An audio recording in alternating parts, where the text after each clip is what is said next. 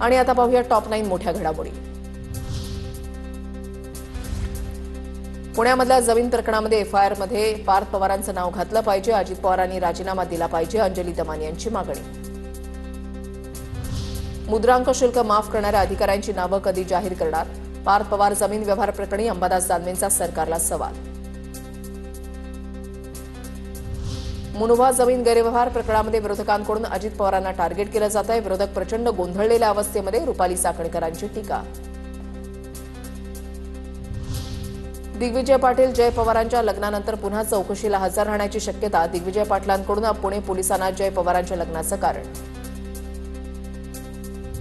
जय पवारांच्या लग्नासाठी बहरीनला गेलेले दिग्विजय पाटील चौकशीसाठी परतले नाही तर कशी चौकशी होणार? सामाजिक कार्यकर्ते अंजली दमानी यांची टीका। त्यांना परदेशी जाण्याची परवानगी दिली कशी, असाही सवाल। दमानी यांना राष्ट्रवादी विरोधात बोलण्याचा कार्यक्रम दिलाय। स्थानिक निवडणुकांपर्यंत त्या बोलतच राहणार, सूरज चव्हाण यांचं वक्तव्य। तर दमानी या प्रसिद्धीसाठी सनसनाटी निर्माण करतात, सूरज चव्हाणांची टीका। पुण्यातील जमीन गैरव्यवहार प्रकरणामध्ये खारगे समितीला मुदतवाढ। अहवाल तयार करण्यास वेळ लागणार असल्यानं खारगे समितीला 1 महिन्याची मुदतवाढ। समितीला 6 डिसेंबरची देण्यात आली होती मुदत। जय पवारांच्या लग्नाला संपूर्ण पवार कुटुंबीय सहभागी होणार नाही। शरद पवारांच्या कुटुंबियांकडून फक्त रेवती सुळे लग्नाला जाणार। संसद अधिवेशनामुळे सुप्रिया सुळे आणि शरद पवार उपस्थित राहणार नाहीत। श्रीनिवास पवार आणि त्यांच्या पत्नी जय पवारांच्या लग्नाला जाणार नाहीत। बंगळुरूमधल्या एका विवाह सोहळ्याला उपस्थित राहणार। सूत्रांची माहिती, श्रीनिवास पवार अजित पवारांचे सख्खे लहान भाऊ। अजित पवार देखील युगेंद्र पवारांच्या लग्न सोहळ्याला उपस्थित नव्हते। आता पाहूया टॉप 9 राजकीय बातम्या। एकनाथ खडसे सराईत गुन्हेगार, खडसेंवर अनेक गुन्हे दाखल। चंद्रकांत पाटलांची टीका। तर सराईत गुन्हेगार मी नाही, चंद्रकांत पाटील आहेत, खडसेंचा पलटवार। महाडमध्ये घडलेला प्रकार चुकीचा। भरत गोगावले आणि त्यांचा मुलगा काही साधू नाही। बूथ कॅप्चरिंगचा प्रयत्न कार्यकर्त्यांनी हाणून पाडला, सूरज चव्हाण यांची टीका।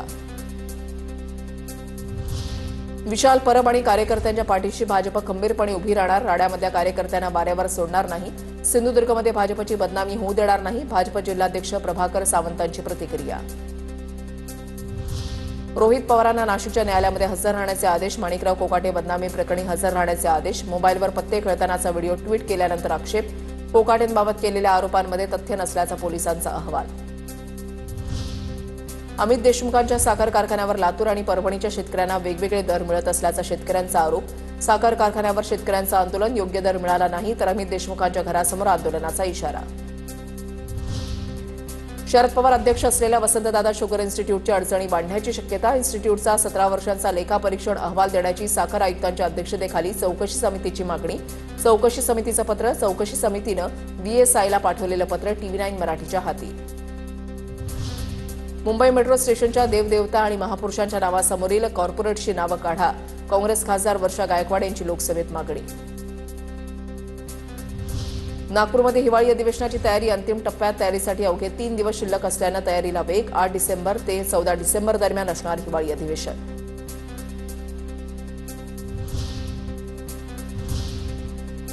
ईव्हीएम सुरक्षा आणि छेडछाडीच्या काही प्रकार घडलेले आहेत, पाहूयात त्या संदर्भातल्या टॉप 9 बातम्या। नगर परिषद नगरपंचायत निवडणुकीमध्ये 67.63% मतदान। कोल्हापूर जिल्ह्यातील मुरगुडमध्ये सर्वाधिक 88% मतदान। निवडणुकांचा निकाल 21 डिसेंबरला जाहीर होणार। जनता सोबत आहे तर इतका पैशाचा वापर का करावा लागला? ईव्हीएममध्ये गडबड करून निकाल फिरवायचा असल्यानं 20 दिवसांचा वेळ वाढवून घेतला। वडेट्टीवारांचा सत्ताधाऱ्यांवर आरोप। हे सरकार 20 दिवसांमध्ये घोटाळा करून आलेलं आहे। या निवडणुकीमध्ये सुद्धा घोटाळ्याची उमेदवारांना शक्यता वाटते। ईव्हीएम ऑनलाईन हॅक होऊ शकतं, अनिल देशमुखांची प्रतिक्रिया।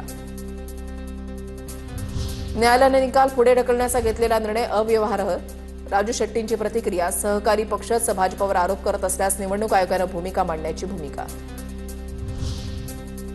परळीमध्ये ईव्हीएमच्या सुरक्षेवरून हाय व्होल्टेज ड्रामा। रात्रीपासून शरद पवार गटाच्या नगराध्यक्षपदाच्या उमेदवार संध्या देशमुख यांची सीसीटीव्हीच्या माध्यमातून स्ट्रॉंग रूमची पाहणी। रात्रीपासून नगर परिषद बिल्डिंग खालून पाहणी। प्रशासनावर भरोसा नसल्याचा आरोप। अक्कलकोटमध्ये स्ट्रॉंग रूमच्या बाहेर पोलिसांचा बंदोबस्त। अनुचित प्रकार टाळण्यासाठी 24 तास पहारा। 15 पोलीस आणि नगर परिषदेचे 5 कर्मचारी स्ट्रॉंग रूमच्या बाहेर। गोंदियाच्या सालेकसामधील ईव्हीएम छेडछाडीच्या आरोपानंतर तणावपूर्ण शांतता. ईव्हीएम छेडछाडीवरून आक्रमक झालेली गर्दी पांगवण्यासाठी पोलिसांकडून बळाचा वापर.